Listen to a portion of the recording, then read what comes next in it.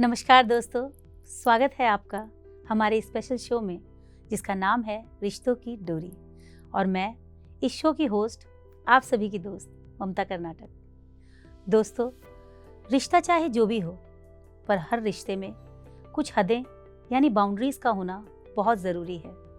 हर रिश्ते में अपनी सीमाएं तय करना और सामने वाले की सीमाओं का सम्मान करना एक अच्छे रिश्ते का महत्वपूर्ण हिस्सा है, क्योंकि रिश्ता चाहे नया हो या पुराना, उसमें कुछ बाउंड्रीज बना लेना उस रिश्ते को मजबूती देता है और उसके दूर तक जाने की संभावना को भी बढ़ा देता है।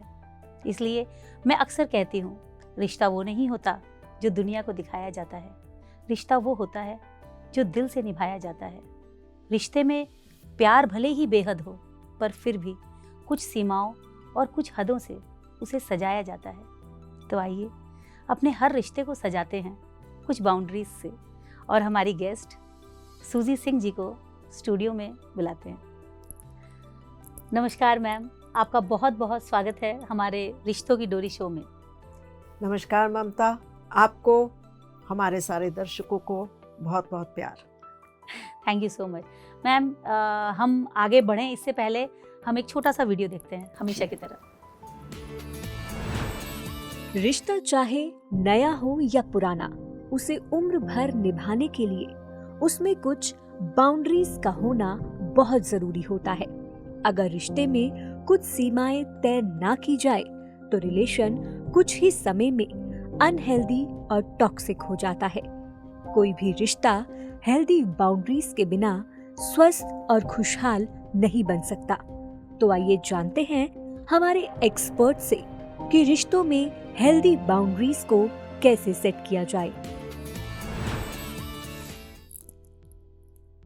तो मैम, जैसा कि हमारा टॉपिक है आज का बाउंड्रीज इन रिलेशनशिप, तो एक बहुत ही स्वाभाविक सा सवाल कि रिश्तों में बाउंड्रीज का क्या मतलब है।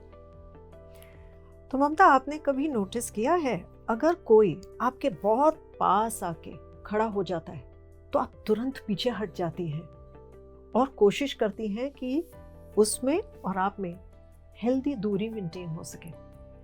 तो ये इनवॉलंटरी रिएक्शन जो है, ये इसलिए होता है क्योंकि जब भी कोई आपकी पर्सनल बाउंड्री, आपकी सीमा को उल्लंघित करता है तो आप सेफ फील नहीं करते और आप फिर से दूरी बनाने की कोशिश करते हैं।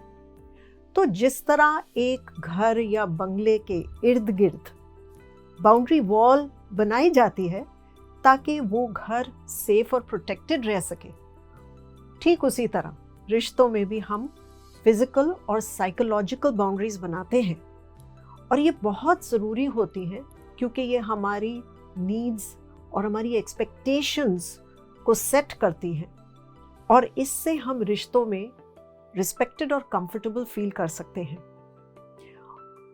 जब भी हम ये फिजिकल, मेंटल या इमोशनल बाउंड्रीज बनाते हैं तो हम उन रिलेशनशिप्स में सेफ और सिक्योर भी फील करते हैं। तो बाउंड्रीज जो है ना, ये आपका स्टॉप सिग्नल है और ये लोगों को बताती हैं कि कौन सी सीमा ऐसी है जो वो पार नहीं कर सकते हैं आपके साथ।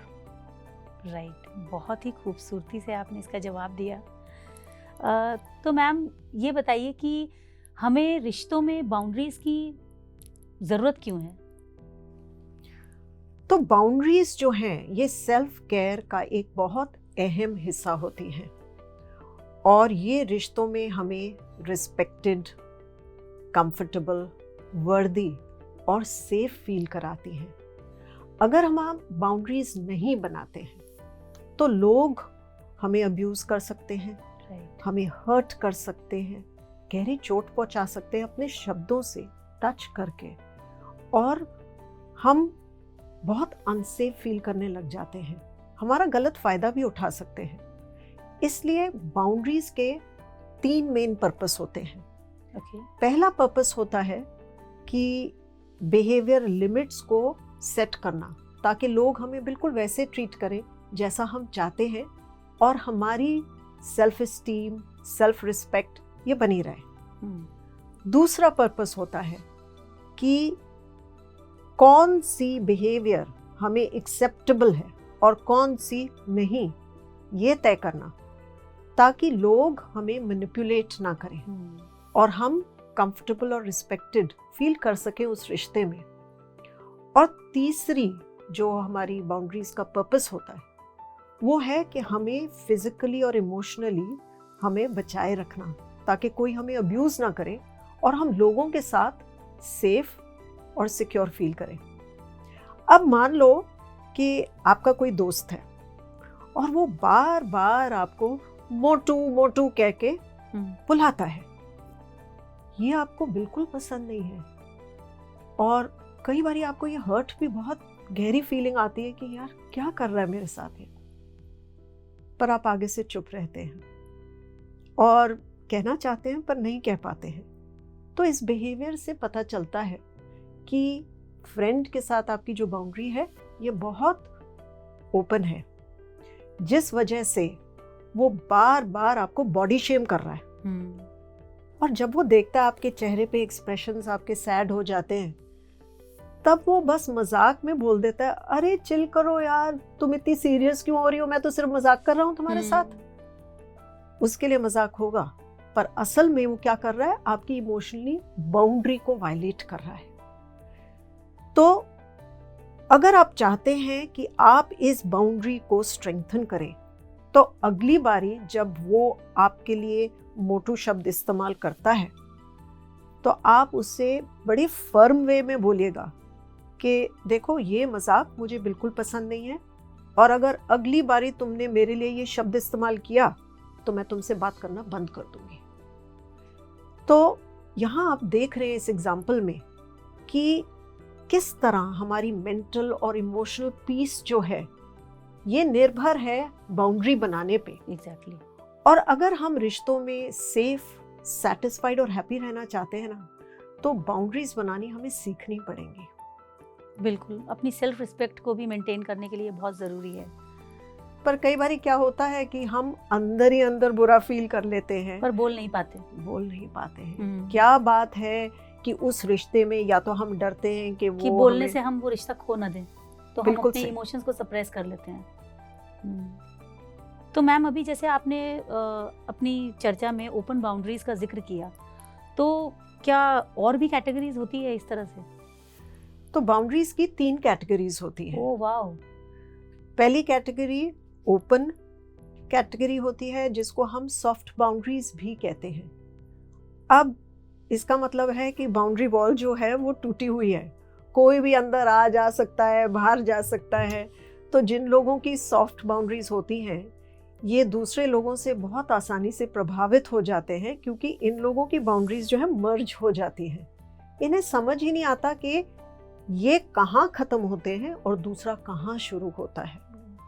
दूसरी कैटेगरी रिजिड बाउंड्रीज की होती है। ये लोग इतने क्लोज्ड होते हैं, इतने प्राइवेट होते हैं कि इनके साथ रिश्ता बनाना बहुत मुश्किल होता है। और तीसरी कैटेगरी जो होती है वो है फ्लेक्सिबल बाउंड्रीज। तो जिन लोगों की फ्लेक्सिबल बाउंड्रीज होती हैं, ये सिचुएशन के हिसाब से अपनी बाउंड्रीज कभी ओपन कर सकते हैं और बाउंड्रीज को रिजिड या क्लोज भी कर सकते हैं। तो मान लो किसी रिश्ते में अगर वो उस समय सेफ नहीं फील कर रहे हैं, तो वो अपनी बाउंड्रीज को रिजिड बना लेंगे, अपने आप को सेफ और प्रोटेक्टेड बनाने के लिए। और अगर किसी रिश्ते में उनको सुकून मिल रहा है, सुख मिल रहा है, तो वो बाउंड्रीज को रिलैक्स करेंगे ताकि उनका कनेक्शन गहरा हो सके। तो ये लोग अवेयर होते हैं कब इनको प्रोटेक्शन की नीड है, कब इन लोगों को कनेक्शन की नीड है, और उसके हिसाब से ये अपने बाउंड्रीज एडजस्ट करते हैं। तो क्लियर है कि जो फ्लेक्सिबल बाउंड्रीज हैं, ये सबसे हेल्दी कैटेगरी होती है। Right, that is so amazing. मतलब अगर हम इसे ऐसे विजुअलाइज करें कि एक खूबसूरत सा घर है, उसमें अगर हम इसको ओपन बाउंड्रीज, रिजिड बाउंड्रीज और फ्लेक्सिबल बाउंड्रीज में अगर इसको डिवाइड करें, तो ओपन बाउंड्रीज का मतलब है कि उस घर का गेट हमेशा खुला है, और रिजिड बाउंड्रीज का मतलब है कि उस घर का गेट हमेशा बंद है, और फ्लेक्सिबल बाउंड्रीज का मतलब है कि वो गेट अपनी सहूलियत से जिसको आने देना चाहता है आने देता है खोलकर, और नहीं आने देना चाहता है तो नहीं आने देता है। राइट? बिल्कुल सही। जैसे आपने कहा कि मान लो ये आपका घर है, आप हर किसी को तो घर के अंदर नहीं आने Right. देते ना। आप हर समय आपका जो घर का मेन गेट है वो खुला नहीं रहता है, पर अगर आपको पता हो कि आपके गेस्ट आने वाले हैं जिनसे आप प्यार करते हैं, आपके फ्रेंड्स आने वाले हैं, तब आप गेट खुला रखते हैं। और जब आपको पता है कि रात को सोने जाना है, हमें सेफ्टी की ज़रूरत है, तो हम लॉक करके सोते हैं। बिल्कुल। तो उसी तरह हमें अपनी जो है फिजिकल और साइकोलॉजिकल बाउंड्रीज एडजस्ट करनी चाहिए। Wow, so beautiful. तो मैम जैसे ये जो ओपन बाउंड्रीज वाले लोग होते हैं, तो ये कैसे बिहेव करते हैं? ऋतु जो है वो एक बहुत सेंसिटिव और हेल्पफुल नेचर की लड़की है। जब भी उसे कोई मदद मांगने आता है तो वो घंटों लोगों का दुख दर्द सुनती रहती है। अगर वो बिजी भी हो ना, तो अपने काम छोड़ के वो उनकी प्रॉब्लम सॉल्व करने में लग जाती है।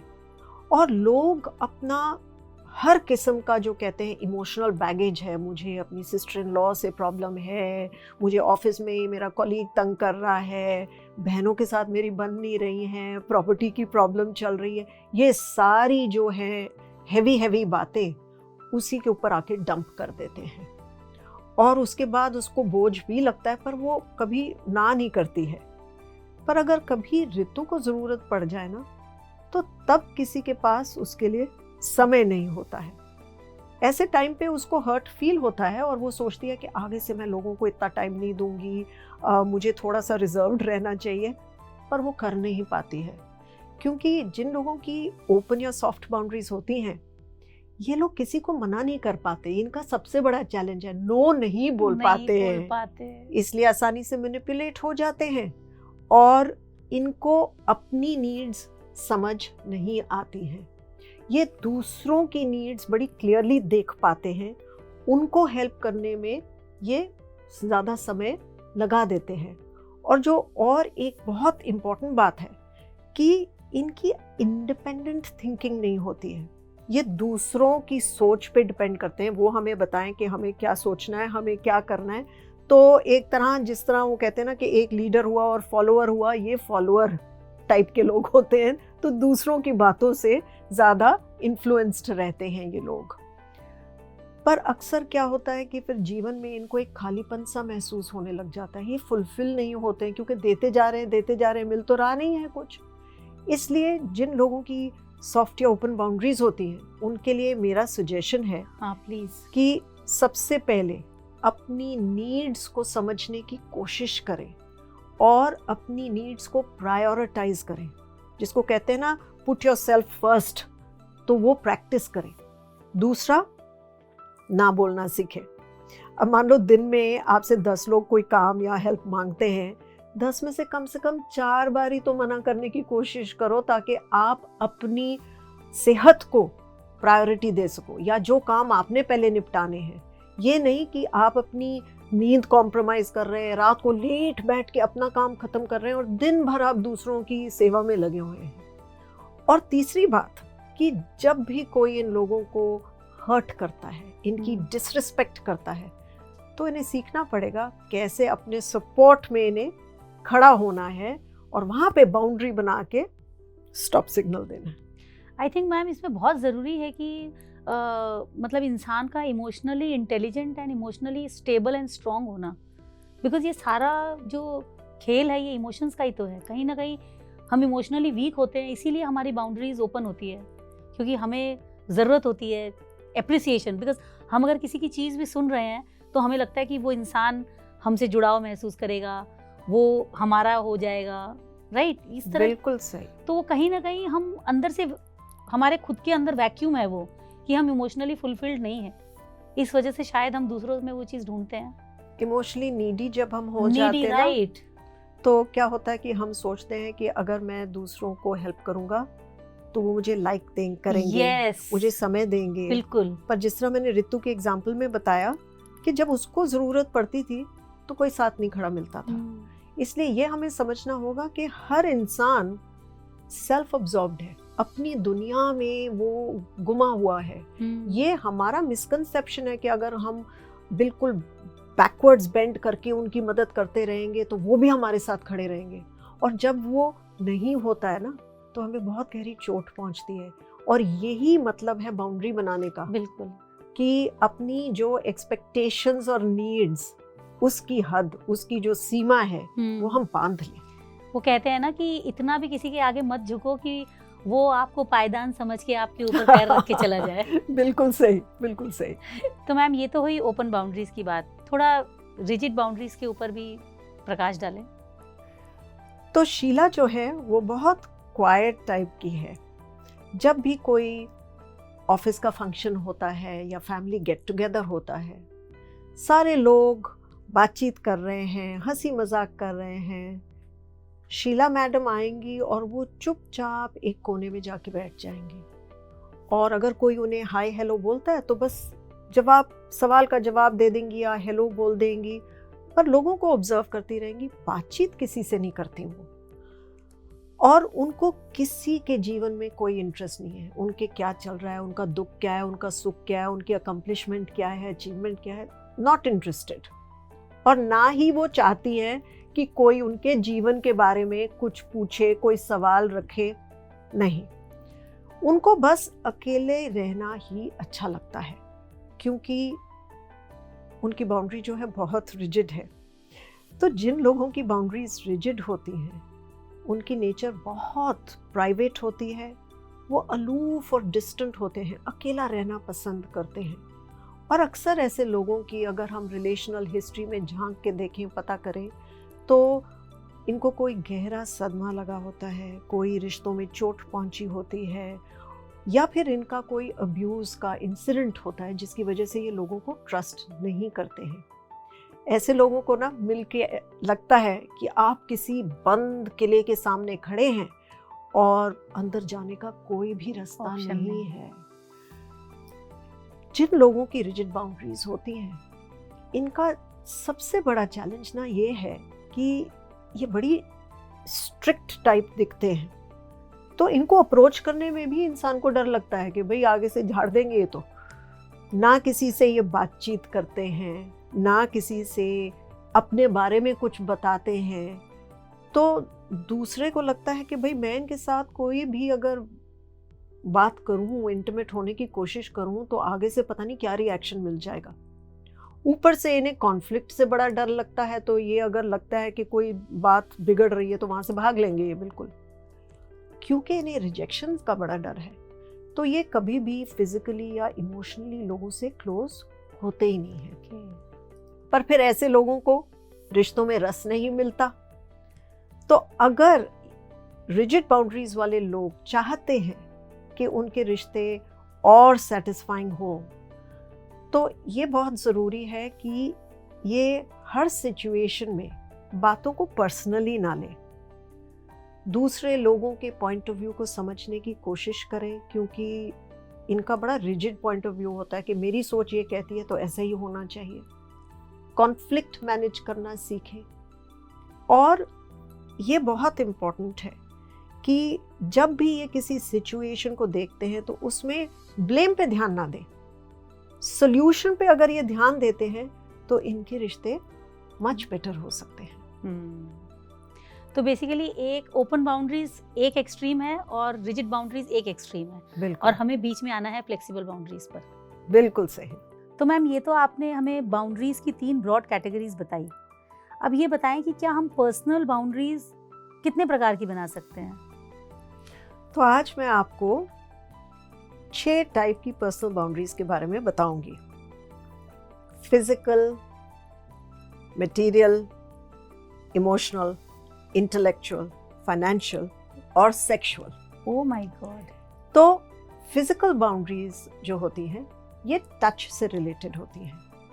कौन आपको टच कर सकता है, कैसे टच कर सकता है, कहाँ टच कर सकता है, कितनी देर के लिए टच कर सकता है, ये आपकी फिजिकल बाउंड्रीज सेट करती हैं। अब मान लो आप किसी के साथ, फैमिली के साथ कहीं डिनर खाने रेस्टोरेंट में गए हैं, तो वहाँ सडनली आपको एक पुरानी सहेली दिख जाती है, तो आप उसके पास जाते हैं, उसे गले लगाते हैं और बड़े प्यार से उसे मिलते हैं। पर अगर सहेली की जगह आपको कोई ऑफिस कॉलीग वहाँ मिलता तो शायद आप दूर से ही हाय हेलो करते, राइट, या फिर उनसे जाके आप हैंडशेक कर लेते। तो सहेली को गले लगाना ठीक लगा, पर ऑफिस कॉलीग को नहीं, क्योंकि आपकी फिजिकल बाउंड्रीज बताती हैं किसके साथ कौन सा टच सही है। और इसीलिए हमारी फिजिकल बाउंड्रीज हर रिश्ते में अलग होती हैं। दूसरी कैटेगरी जो है वो है मटेरियल बाउंड्रीज की। ये आपकी पोजेशन से रिलेटेड होती है, आपका सामान, आपकी जो चीज़ें होती हैं, ये आप किसी को लोन करना चाहेंगे, देना चाहेंगे या नहीं देना चाहेंगे, आप कितनी देर के लिए देने के लिए तैयार हैं, आप किस हालत में उनको वापस एक्सपेक्ट कर रहे हैं या एक्सपेक्ट कर ही नहीं रहे कि वो चीज़ वापस आपको मिलेगी। तो ये सारी आपकी मटेरियल बाउंड्रीज जो है डिटरमिन करती हैं। तो मुझे एक किस्सा याद आ रहा है कि जब मैं छोटी थी तो मुझे एनर्जी हीलिंग का शुरू से बहुत शौक था। अच्छा। और मेरी एक और फ्रेंड थी जिसका भी इंटरेस्ट इस बात में था। तो मैंने विदेश से एक एनर्जी हीलिंग पे बहुत इम्पोर्टेंट किताब मंगाई थी, और उस समय इंडिया में ना तो ये किताबें मिलती थी और बाहर से मंगाना बहुत मुश्किल भी था, एक्सपेंसिव भी था। तो एज अ रूल मैं अपनी किताबें कभी किसी को लोन पे नहीं देती थी, क्योंकि मेरे हिसाब से किताबें जो होती हैं ये बड़ी सेक्रेड होती हैं, हमारे टीचर्स समान हैं, तो इनका आदर करना ज़रूरी है। अब लोग किताबें बोरो करते थे, कभी पन्ने मोड़ दिए, कभी अंदर कोई कमेंट डाल दिए, कवर खराब कर दिया। तो उनसे मैंने बहुत मना करने की कोशिश की, पर उन्होंने जिद पकड़ ली थी। तो कहती है बस 2 दिन के लिए मुझे दे दो और मैं ऐसे उसको खोल के पढ़ूंगी, आपको पता भी नहीं चलेगा नहीं कि नई किताब वापस आएगी। पर जब किताब वापस आई तो उसकी पूरी बाइंडिंग खुली हुई थी। Oh my God. और मुझे बड़ा क्लियर हो गया देखते ही कि ये तो इन्होंने किताब एक जेरोक्स मशीन में डाल दी है और सबको जेरोक्स कर लिया, नहीं तो इतनी बाइंडिंग खुल ही नहीं सकती। कोई ऐसे पूरा खोल के तो किताब पढ़ता नहीं है। मैंने उनसे पूछा भी और वो मुकर गई कि नहीं, मैंने ऐसा नहीं किया है। तो उस समय पहले तो मेरी जो है बाउंड्री थोड़ी सी कमज़ोर पड़ गई थी कि मुझे मना कर देना चाहिए था, फिक्स्ड रहना चाहिए था, जो मेरी सीमा थी कि मुझे किताब नहीं लैंड करनी है। पर जब उनके साथ ये हादसा हुआ तो उसके बाद मैंने डिसाइड किया कि नहीं, ये नहीं चलेगा, क्योंकि यहाँ पे मेरी बाउंड्रीज को रिस्पेक्ट नहीं गया और हमारे रिलेशनशिप में अंतर आ गया। तो ये बहुत ज़रूरी है, जब भी हम अपनी चीज़ें किसी को देते हैं तो उनको क्लियर करना, बाउंड्री इस्टेब्लिश करना कि आप कितने समय के लिए दे रहे हैं, आप कब एक्सपेक्ट कर रहे हैं वो वापस आएगी और किस हालत में आपको वो चीज़ वापस चाहिए। जैसे आपस में भाई बहन भी एक दूसरे के संग शेयर करते हैं, नहीं भी करते हैं, उनकी भी एक मटीरियलिस्टिक बाउंड्रीज होती है कि तुम मेरा ये सामान नहीं छुओगे, मैं तुम्हारा ये सामान नहीं लूँगी, राइट? बिल्कुल सही। सिबलिंग्स में भी तो ये चीज़ें होती है। होता है, बिल्कुल होता है। तो ये मटीरियल बाउंड्रीज हैं आपकी। तीसरी आती हैं आपकी इमोशनल बाउंड्रीज, और ये आपकी फीलिंग से कनेक्टेड है। आप किसको अपनी डीपेस्ट फीलिंग्स या अपनी सीक्रेट्स या जो बात आप किसी और को नहीं बता सकते वो आप किसको बताएंगे, या फिर कौन सी ऐसी बात है जो आप किसी रिश्ते में करना ही नहीं चाहते हैं।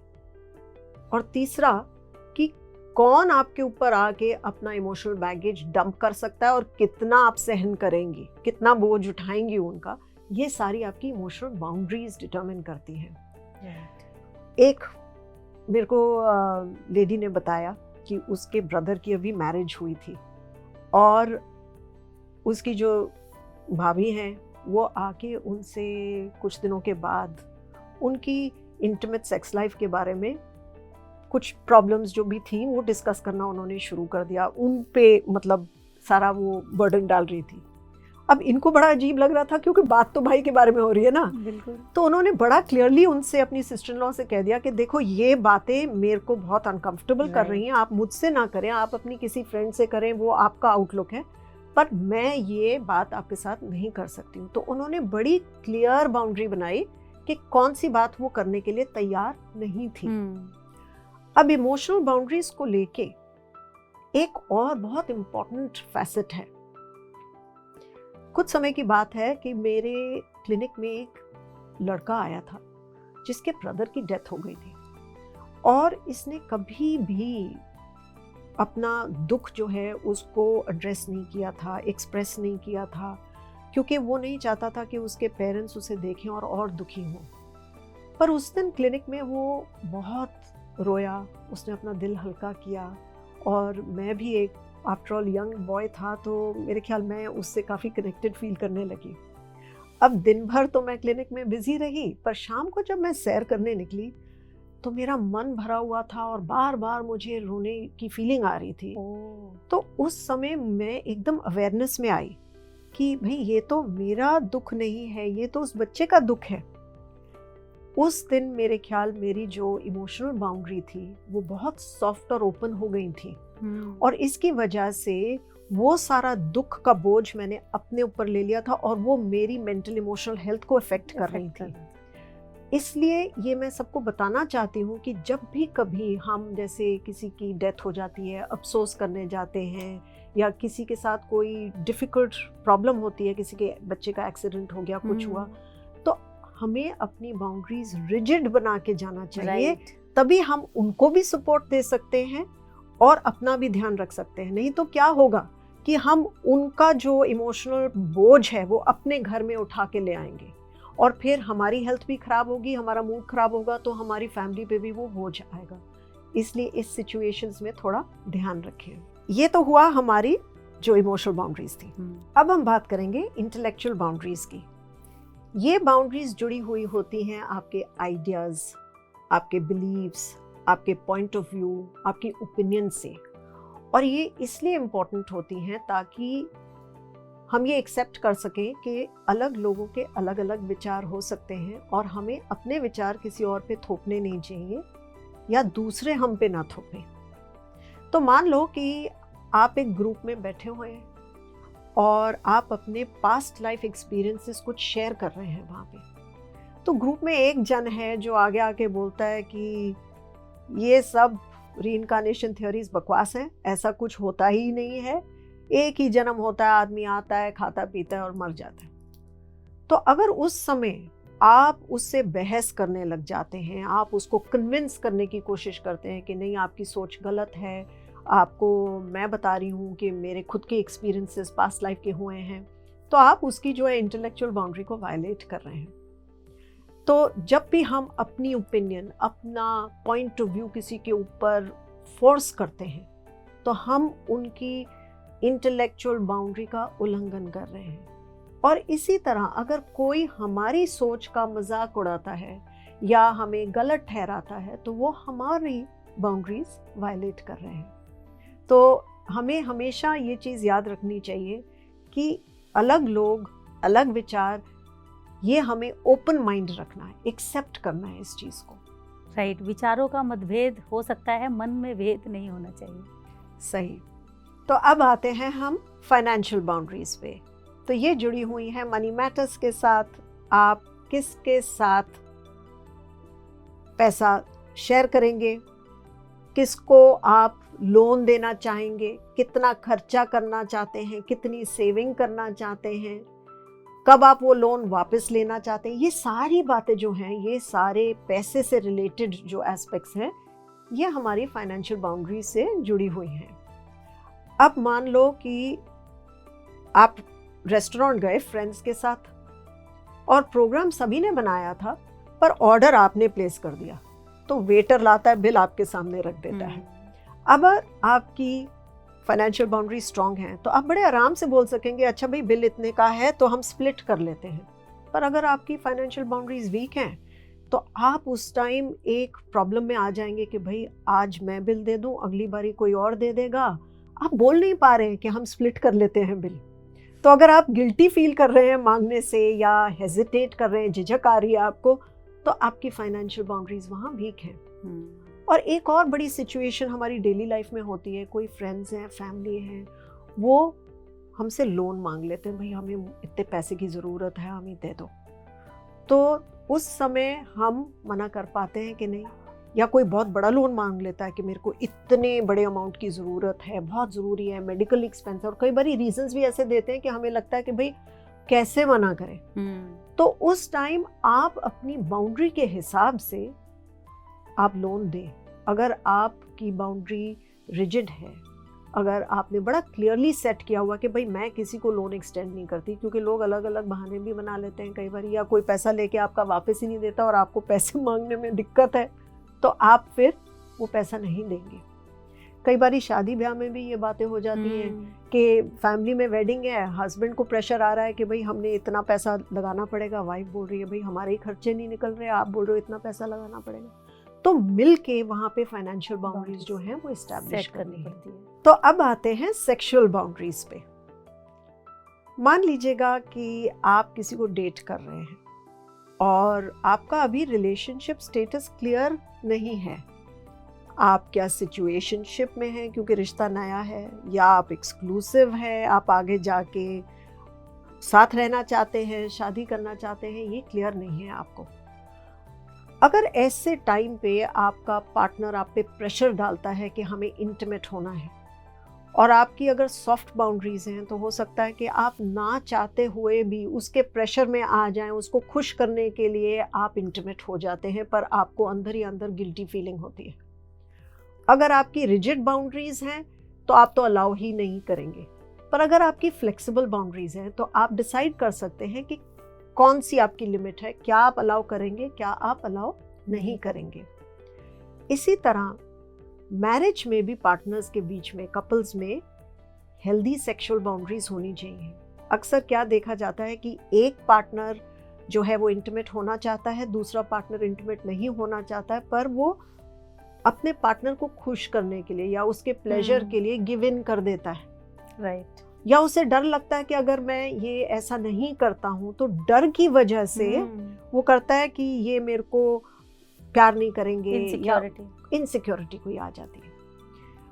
या कोई ऐसे एक्शंस होते हैं जो एक पार्टनर करना नहीं चाहता है और दूसरा पार्टनर इंसिस्ट करता है। ये चीज़ें एक्चुअली एक हेल्दी रिलेशनशिप में अलाउ नहीं होनी चाहिए, क्योंकि जो कुछ भी इंटीमेसी में हो रहा है वो दोनों पार्टनर्स के म्यूचुअल कंसेंट से होना चाहिए, ताकि रिश्ते में प्रेम बना रहे। तो ये हम देख रहे हैं कि कितनी अलग अलग प्रकार की जो हैं सीमाएं हमें बांधनी पड़ती हैं अपने रिश्तों में, और कई बारी तो हम सोचते नहीं हैं, बस हालात के फ्लो में चलते रहते हैं। बिल्कुल। और अगर हम ये सीमाएं बांध लें, मतलब आपने कितनी अच्छी तरीके से ये जो 6 बाउंड्रीज, पर्सनल बाउंड्रीज हमें बताई है, अगर हर इंसान इसे फॉलो करे अपने लिए भी, और जैसा कि मैंने बोला शुरू में कि अगर हम अपनी सीमाएं तय कर लें और सामने वाले की सीमाओं का सम्मान करने लग जाएं, तो आई थिंक रिश्ते कितने बेहतर हो जाएंगे, बहुत ज़्यादा, और म्यूचुअल रिस्पेक्ट आ जाएगी रिश्ते में। बिल्कुल। पर मैम ये सीमाएं जो हदें हैं, हम रिश्ते में इन बाउंड्रीज को कैसे सेट करें, मतलब इसका क्या तरीका है? ये समझ में तो आ गया कि करनी चाहिए, और ये मतलब क्या क्या होती हैं, लेकिन इनको सेट कैसे करें? तो बाउंड्रीज को सेट करना और मेंटेन करना, इसमें 4 प्रोसेस होते हैं। पहला प्रोसेस होता है आइडेंटिफिकेशन ऑफ बाउंड्रीज, दूसरा प्रोसेस है सेटिंग बाउंड्रीज, तीसरा होल्डिंग बाउंड्री, और चौथा प्रोटेक्टिंग द बाउंड्री।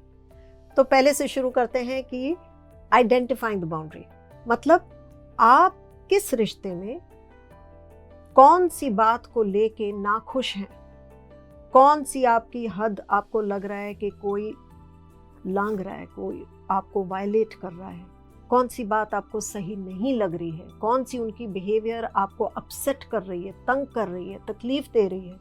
ये चीज़ को पहले डिटर्मिन करें और फिर डिसाइड करें कि मैंने कहाँ पे अपनी बाउंड्री ड्रॉप करनी है, मतलब बाउंड्री बनानी कहाँ तक है, मैं कितना अलाउ करूँगी और कितना उनकी बिहेवियर को अलाउ नहीं करूँगी। मान लो कोई आपके ऊपर गुस्सा कर रहा है, तो आप सोच सकते हैं कि अगर इन्होंने अपनी आवाज़, इनकी वॉल्यूम बहुत हाई हो गई और या इन्होंने कोई गलत शब्द मेरे लिए इस्तेमाल करने शुरू हो गए, बस वो मेरी बाउंड्री है कि उस टाइम मैं उठ के वहाँ से चली जाऊँगी। तो इस तरह आपको क्लियर होना पड़ेगा कि मैं बाउंड्री किस चीज़ की बना रही हूँ। सेकंड, जो बाउंड्री सेटिंग होती है उसके लिए हमें LOC बनानी पड़ती है, लाइन ऑफ कंट्रोल। तो LOC ये भी मेरा एक फॉर्मूला है। मैं वही बोल रही हूँ मैम, आपके फॉर्मूलाज बड़े ही गजब होते हैं। तो L है लिमिट सेट करना, आप लिमिट क्या सेट करेंगी ये बहुत स्पेसिफिक और क्लियर होना चाहिए। दूसरा आउटकम, O, अगर कोई आपकी बाउंड्री को वायलेट करता है, उसका उल्लंघन करता है, तो उसका आउटकम क्या होगा, उसका नतीजा क्या होगा, आप क्या एक्शन लेंगे उसके। और C, आउटकम और लिमिट्स, इन दोनों चीज़ों को आप क्लियरली कम्युनिकेट करेंगे उस इंसान को जिसके साथ आप ये बाउंड्री बना रहे हैं। तो ये LOC आपको बनानी पड़ेगी अपनी बाउंड्री सेट करने के लिए। अब आता है बाउंड्री होल्डिंग। अब मान लो इंडिया किसी देश के साथ एक LOC बनाती है और वो देश आके इंडिया की बाउंड्री को पुश कर रहा है, तो इंडिया क्या करेगा? वो पुश बैक मारेगा, अपनी बाउंड्री पे खड़ा रहेगा ना वो। ये तो नहीं बोलेगा आ जाओ मेरी बाउंड्री में आ जाओ, है ना। तो ठीक उसी तरह जब हम किसी के साथ एक नई बाउंड्री सेट करते हैं, उस इंसान को तो आपको वायलेट करने की आदत पड़ी हुई है या आपके साथ एक सर्टेन वे में बिहेव करने की आदत पड़ी हुई है।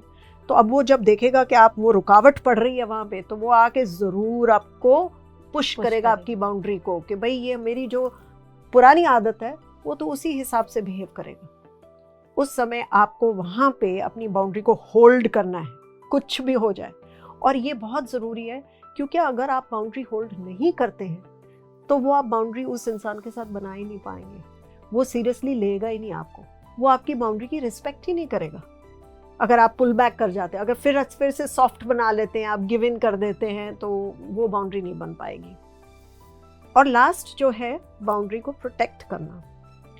अब मान लो ये जो LOC हमने बनाई है इंडिया ने, कोई फॉरेन कंट्री हमारे एयर स्पेस में आ जाती है हमारी बाउंड्री के अंदर, तो इंडिया क्या करेगा?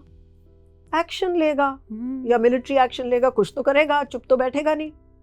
तो इसी तरह अगर कोई हमारी बाउंड्री को वायलेट करता है, उसका उल्लंघन कर रहा है, तो हमने जो आउटकम सेट किया था ना, वो एक्शन अब हमको लेना पड़ेगा।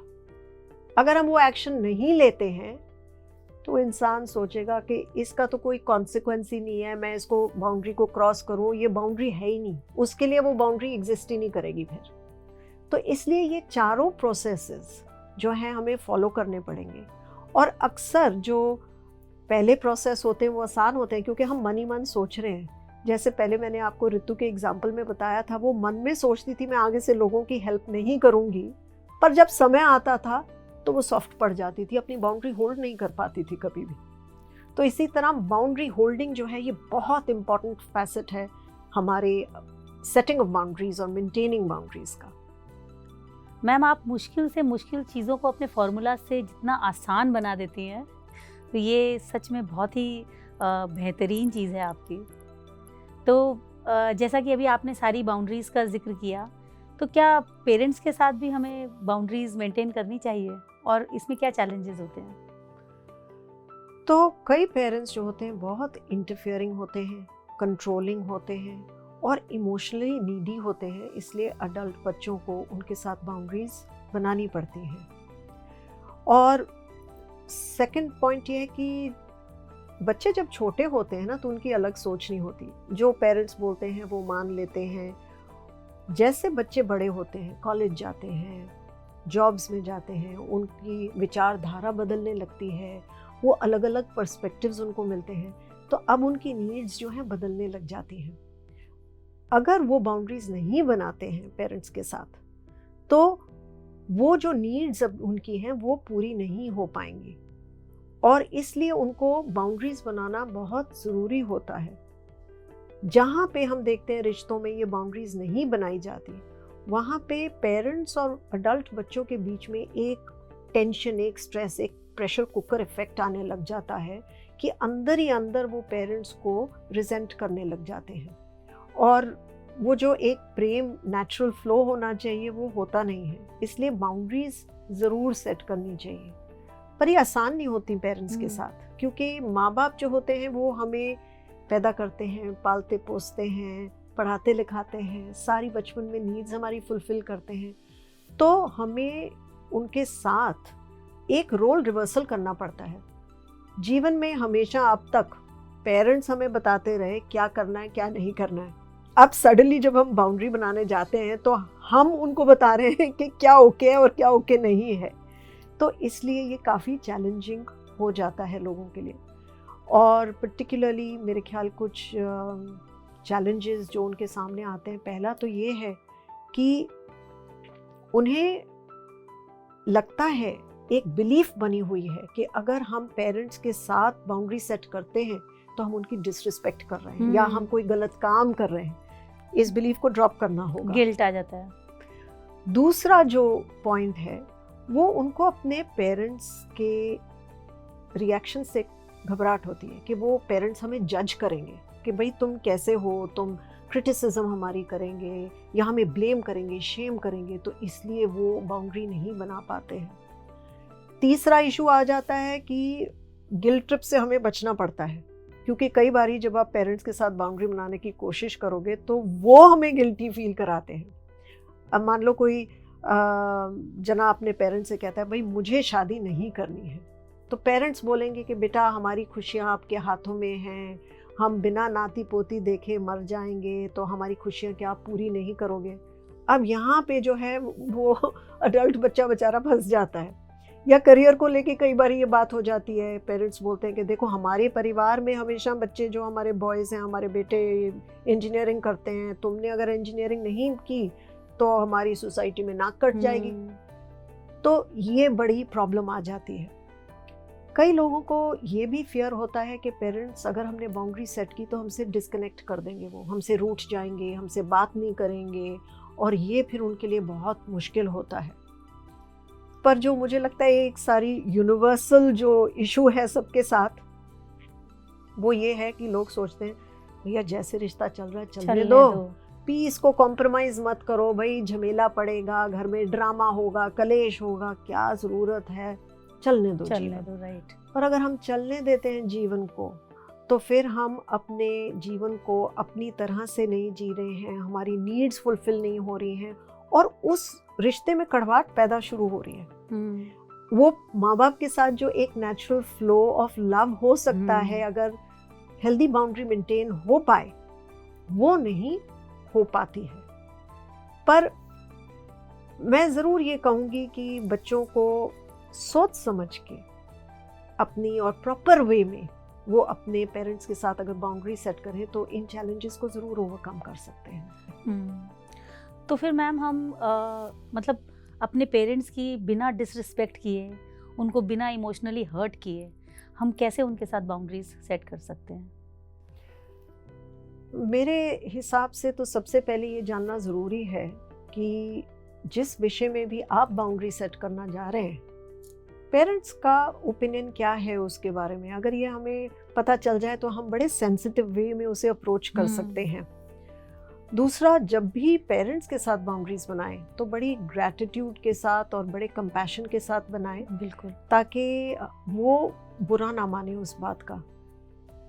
मैं हमेशा सोचती हूँ कि अगर हम जब बाउंड्री बनाने जा रहे हैं तो ऐसे ओपन करें, उनको एक्नॉलेज करके कि आप लोगों ने हमारे लिए बहुत कुछ जीवन में किया है, पर इस विषय पे मैं आपकी अंडरस्टैंडिंग रिक्वेस्ट कर रहा हूँ। तो बाउंड्री भी एक रिक्वेस्ट फॉर्मेट में अगर बनाई जाए तो वो बेहतर होगा। फिर हमें डायरेक्ट होना बहुत ज़रूरी है, क्योंकि हम पेरेंट्स से डरते हैं, वो हमारे अथॉरिटी फिगर्स रह चुके हैं। तो कई बारी बच्चे जो हैं वो गोल मोल घुमा घुमा के बात करते हैं, डायरेक्ट नहीं करते, उससे बाउंड्री बन नहीं पाती है।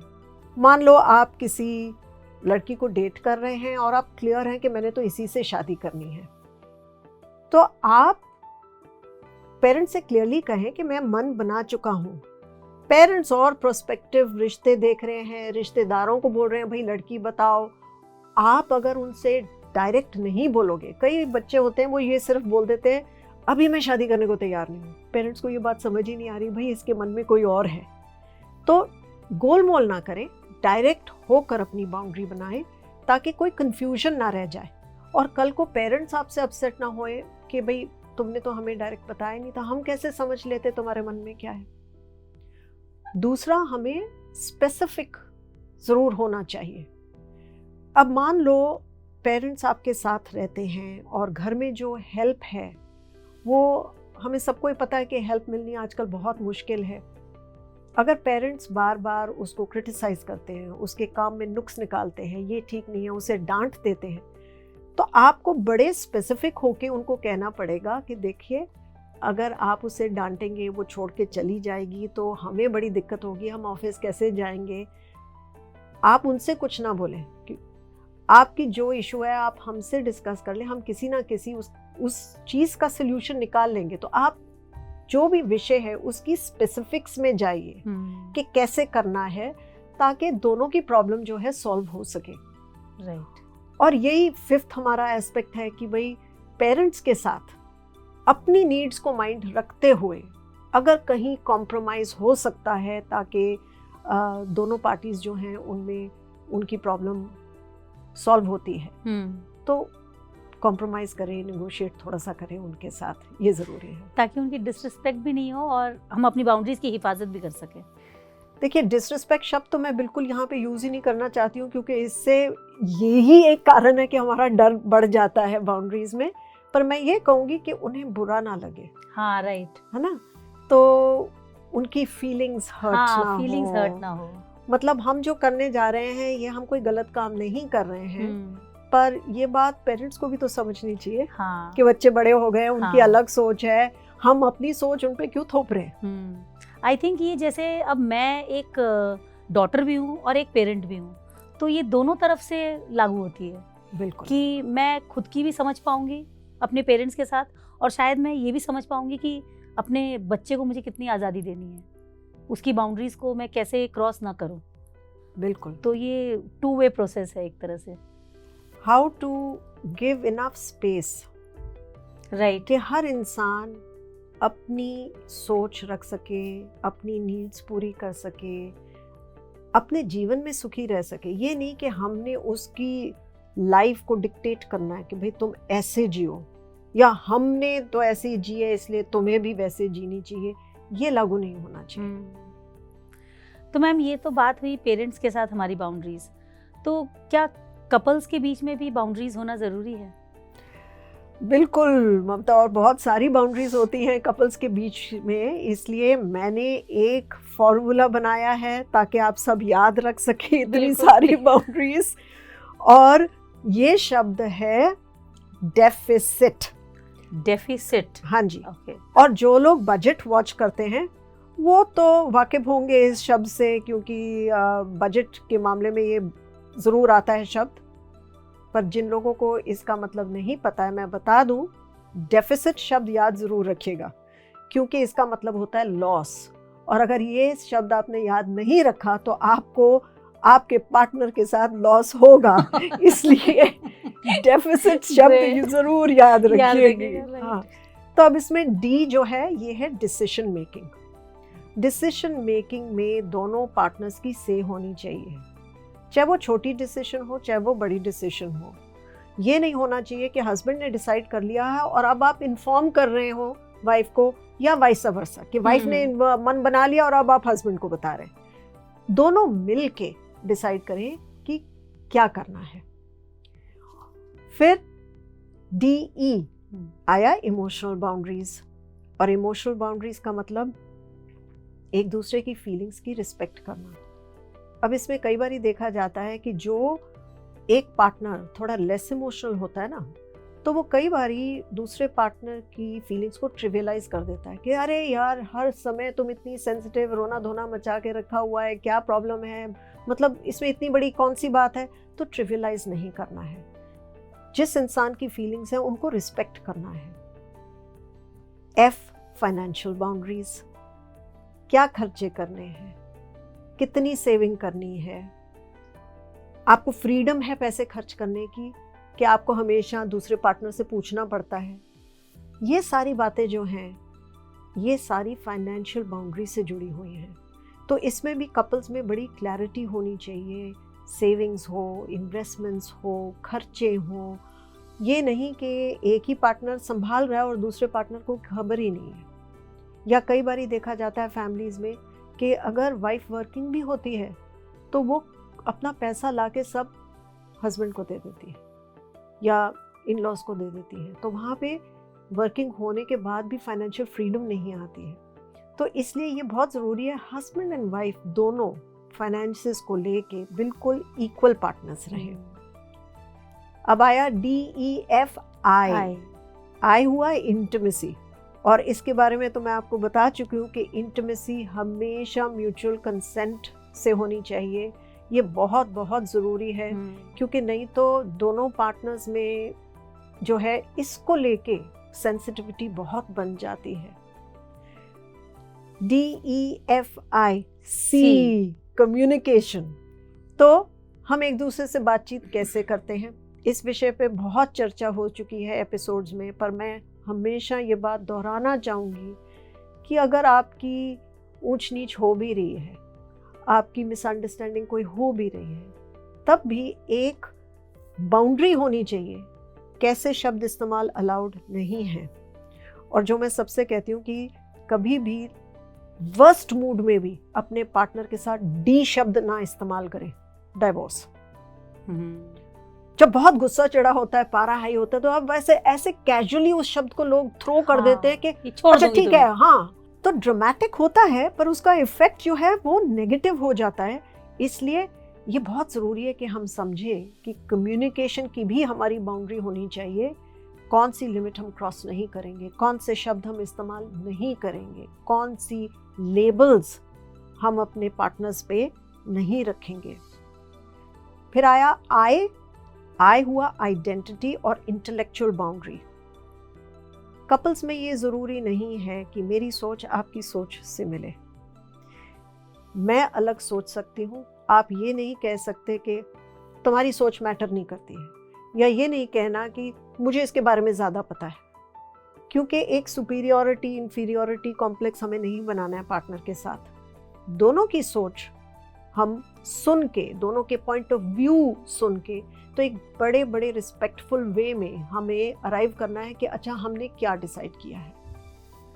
और टाइम एंड स्पेस, दोनों पार्टनर्स को खुली छूट होनी चाहिए अपने फिजिकल और मेंटल बैटरीज को रिचार्ज करने के लिए। मुझे समय मिले, टाइम और स्पेस अपने पैशंस फॉलो करने के लिए। हस्बैंड ने गोल्फ जाना है तो वाइफ दुखी नहीं होनी चाहिए। अगर वाइफ को फ्रेंड्स के साथ कहीं बाहर जाना है, या उसको मेडिटेट करना है, या उसको मंदिर जाना पसंद है, या कुछ भी आपके इंटरेस्ट जो होते हैं, तो ये नहीं होना चाहिए कि तुम हर समय ये कर रही हो, या मेरे को टाइम नहीं दे रहे, आप बस अपने में लगे हुए हो। मी टाइम सबके लिए बहुत ज़रूरी होता है। वो रिचार्ज करेंगे अपनी बैटरीज, तो रिचार्ज करके जब साथ आएंगे वापस तो खुशियाँ बढ़ेंगी। बिल्कुल। तो ये शब्द ज़रूर याद रखिएगा, डेफिसिट, क्योंकि आप लॉस में नहीं गेन में रहना चाहते हैं। मैम, मुझे लग रहा है कि एक्रोनिम्स की एक डायरी बन जाएगी हमारे दर्शकों की। सच में। तो एक लास्ट मैसेज हमारे दर्शकों के लिए आपकी तरफ से। 3 इम्पॉर्टेंट मैसेजेस। पहला, अगर आप बाउंड्रीज नहीं बना पा रहे हैं तो इसका मतलब कि आपकी सेल्फ वर्थ लो है। अगर आप ही अपनी नीड्स को प्रायोरिटाइज नहीं करेंगे तो लोग आपकी नीड्स की रिस्पेक्ट कैसे करेंगे? इसलिए अपनी सेल्फ वर्थ को पहचानिए। दूसरी बात, जिस भी रिश्ते में आप ड्रेन्ड फील कर रहे हैं, एग्जॉस्टेड फील कर रहे हैं, उस रिश्ते में अपनी बाउंड्रीज को थोड़ा सा टाइट कीजिएगा, रिजिड बनाइए। और जिस रिश्ते में आपको सुख और सुकून मिल रहा है, उस रिश्ते में अपनी बाउंड्रीज को रिलैक्स कीजिए, ताकि आपकी दोनों प्रोटेक्शन और कनेक्शन नीड्स पूरी हो सके। और तीसरी बात, जिस तरह हम चाहते हैं कि लोग हमारी बाउंड्रीज रिस्पेक्ट करें, ठीक उसी तरह आप दूसरों की भी बाउंड्रीज को माइंड में रखें और उनकी बाउंड्रीज को रिस्पेक्ट करें। तब ही जाके हमारे रिश्ते सेफ, सेटिस्फैक्ट्री और हैप्पी हो सकते हैं। Ma'am, thank you so much अपनी विजडम हमारे साथ शेयर करने के लिए। और आई एम श्योर कि इस एपिसोड के बाद लोगों को ये ज़रूर समझ में आएगा कि सिर्फ घर को प्रोटेक्ट करने के लिए बाउंड्रीज़ की ज़रूरत नहीं होती, हमारे रिश्तों को भी प्रोटेक्ट करने के लिए हेल्दी बाउंड्रीज़ ज़रूर बनानी चाहिए। Thank you once again. Thank you Mamata. तो दोस्तों, रिश्ते हमारे जीवन की वो फसलें हैं जिन्हें जिस तरह से सींचा जाता है उनमें उसी तरह की पैदावार होती है। जैसे हद से ज़्यादा पानी डालने से फसलें ख़राब हो जाती है, वैसे ही हद से बाहर जाने से हमारे रिश्ते भी ख़राब हो जाते हैं। वो कहते हैं ना, ताउम्र साथ निभाने की वो कसम 2 पल में टूट जाती है। ताउम्र साथ निभाने की वो कसम 2 पल में टूट जाती है। मोहब्बत से बने इन रिश्तों में अगर हदें ना हो तो सिर्फ रिश्ता ही नहीं, ज़िंदगी भी बिखर जाती है। तो अपनी ज़िंदगी को बिखरने से बचाएं, अपने रिश्तों को बिखरने से बचाएं और हमारा शो देखते रहें। मैं आपसे मिलूंगी अगले एपिसोड में। तब तक अपना ढेर सारा ख्याल रखें। बाय बाय, नमस्कार। PMC हिंदी बदले जीवन।